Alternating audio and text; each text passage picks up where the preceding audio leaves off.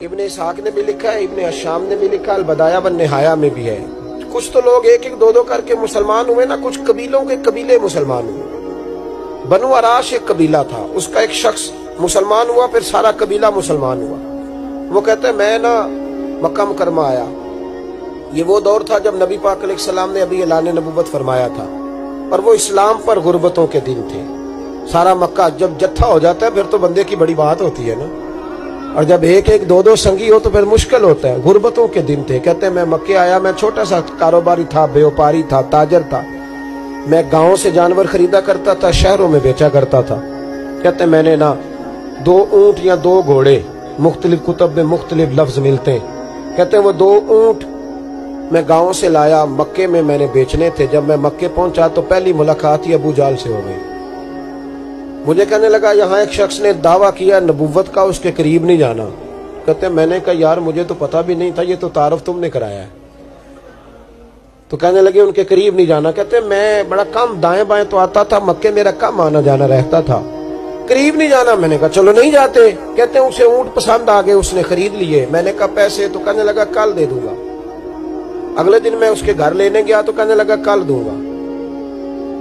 Hotel بھی نہیں ہوتے تھے، پردیسی بیچارے، بڑے ان کے لیے مشکلات ہوتی تھی کسی دوسرے شہر میں رہنا۔ کہتے میری کل جمع پونجی بھی وہی تھی جو میں نے لگا دی۔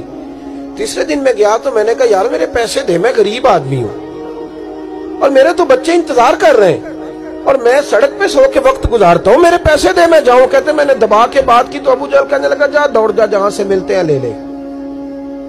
کہتے پردیس تھا، انشاءاللہ پردیسی کوئی بھی نہ تھی، کاکھ جنا تو پارے۔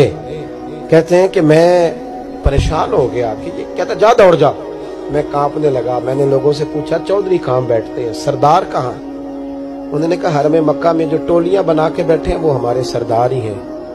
کہتے ہیں میں وہاں پہنچا، اتبا، اتیبہ، شیبہ، اخنس بن شریح، ابو سفیان سب بیٹھے تھے۔ میں قریب گیا، میں نے کہا مکے کے سرداروں میں تمہارے شہر میں لٹ گیا، میرے لیے مشکل بن گئی۔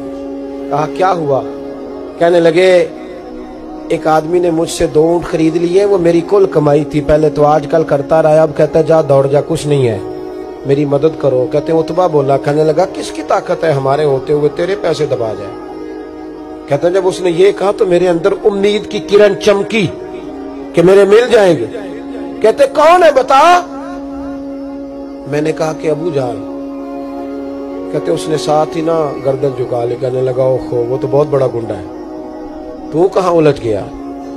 وہ تو پیسے نہیں ملتے۔ کہتے ہیں اب تو میرے پاؤں تلے زمین نکل گئی۔ یہ تاجر نا جب ڈوبتا ہے تو خودکشی کرتا ہے معاذ، اس لیے کہ جب کسی انسان کی کل پونجی، ایک تاجر کے ساتھ بہت سارے لوگ وابستہ ہوتے ہیں، یہ دولت کی محبت نہ سمجھیں، اس کو بہت بڑا الجھاؤ ہوتا ہے۔ اور ہمارے ہاں جب لوگ عروج پہ ہوتے ہیں تو سجن بھی بڑے ہوتے ہیں، اور جب انسان ڈوبنے لگتا ہے تو اس کا ہاتھ بھی کوئی نہیں تھامتا۔ ساری عمر یہ آٹا گد ہے، لکھاں کیتے نہیں پیڑے، وقت آیا ہی تے محمد بخشا، کوئی نہیں ہو بیٹھا لیڑے۔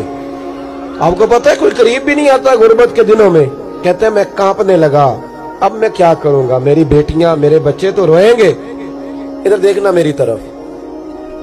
کہتے ہیں سامنے نا بیت اللہ شریف کے ساتھ ٹیک لگا کے آمنہ کے لال بیٹھے تھے، سادہ سا لباس، سادہ سا۔ حضور نہ کوئی تسبیح پڑھ رہے تھے۔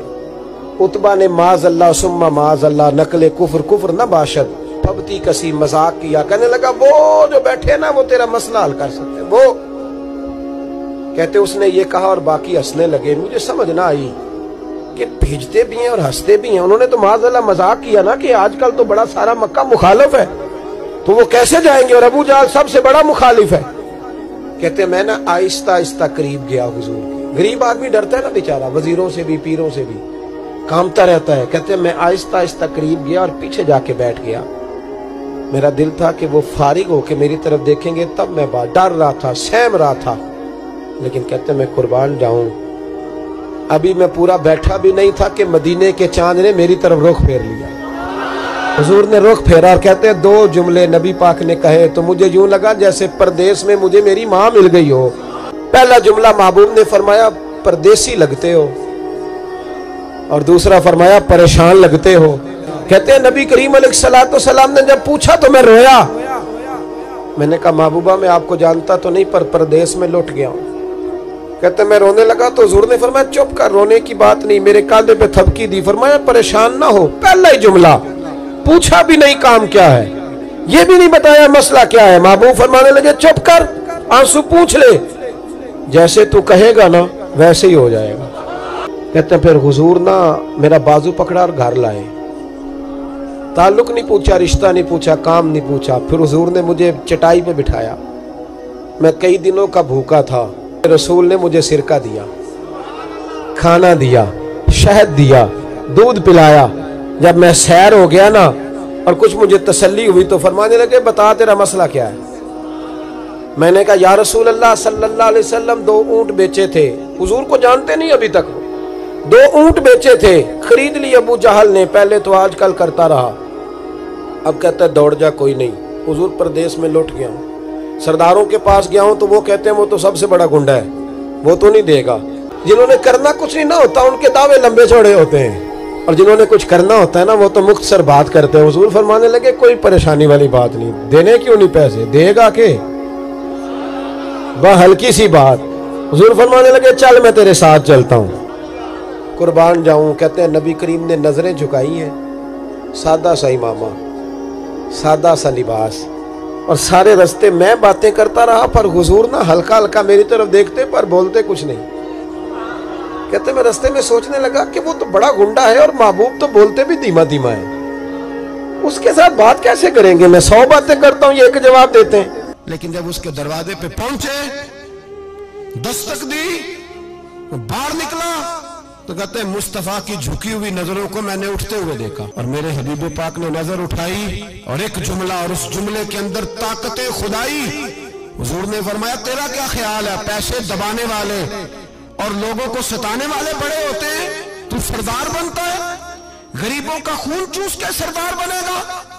ان بیچاروں پہ ظلم کر کے لا اس کے پیسے لا۔ کہتے ہیں اس کی ٹانگیں کانپنے لگی، کہنے لگا جی میں ابھی لایا۔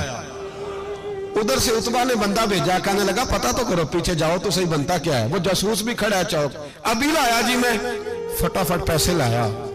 بنو عراش کے قبیلے کے وہ صحابی کہتے ہیں نبی پاک علیہ السلام نے پیسے مجھے دیے اور فرمایا ابو جہل تیری آئندہ شکایت نہ آئے۔ کہنے لگا جی نہیں آئے گی۔ کہتے حضور نے مجھے پیسے دیے، قربان جاؤں محبوبہ تیری شان پہ، میرے کام آئے ہیں، میرے ساتھ آئے ہیں، مجھ پہ مہربانی کی ہے، اور مجھے سے فرما رہے ہیں تو اگر اجازت دے تو میں جاؤں، تو اگر خود بھیک دے، خود ہی کہے منگتے کا بھلا ہو، تو کہے تو جاؤں۔ کہتے میں رو پڑا۔ میں نے کہا محبوبہ نام کیا ہے؟ اس شانوں والے باپ کا نام بتا دے جس کے ہاں آپ جیسا نور نظر پیدا ہوا، اس شانوں والی ماں کا نام بتائیں جس نے آپ جیسا لال جنا، قبیلہ بتائیں۔ تو میرے حبیب نے فرمایا چھوڑ تیرا کام ہو گیا نا، نام چھوڑ تو۔ کہتے حضور گزر گئے تو وہ جاسوس پیچھے تھا، وہ مجھے کہنے لگا، میرے قریب آیا تو کہنے لگا ان کے پاس نہ جانا، یہ جادوگر ہے، معاذ اللہ نہ جانا، ساحر ہیں۔ کہتے میں نے اس کو جھٹکا اور میں نے جھٹک کے کہا اگر دنیا میں یہ سچے نہیں تو کوئی سچا نہیں، اگر دنیا میں یہ شان والے نہیں تو کوئی شان والا نہیں۔ تو میں دوڑ کے قدموں میں لگا، میں نے کہا حبیبہ دنیا میں نے بھی بڑی دیکھی ہے پر تیرے جیسا کوئی نہیں دیکھا، مہربانی کرے پڑھائے کلمہ، میں بھی آپ کا غلام بننا چاہتا ہوں۔